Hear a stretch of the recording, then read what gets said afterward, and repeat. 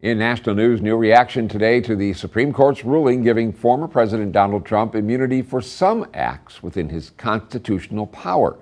This tied to his January 6th election interference case. Trump has pleaded not guilty in that case.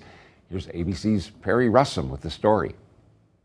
In the 6-3 decision, the justices ruling former presidents are shielded from prosecution for some acts, but not all. Recognizing this kind of immunity, some absolute immunity for core presidential functions, some qualified immunity for other official acts, that seems to be what the opinion says, is an enormous addition of new powers and protections to the president in a way we just haven't seen before. The case is tied to Trump's January 6th election interference case. Today, Trump says the ruling is a big win, even as he's been calling for absolute immunity for all acts since he was first charged in the case. A president has to have immunity. If you don't have immunity, you just have a ceremonial president. With the opinion of the court, Chief Justice John Roberts writes, Trump asserts a far broader immunity than the limited one we have recognized.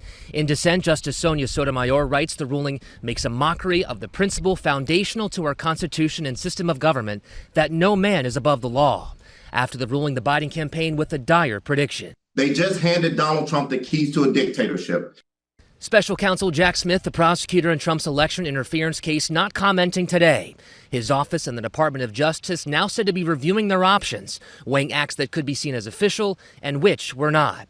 Now it's up to the lower courts to look at this ruling and see how it applies to this case, delaying both the interference case and the classified documents case even further until most likely after the election. Perry Russum, ABC News at the Supreme Court.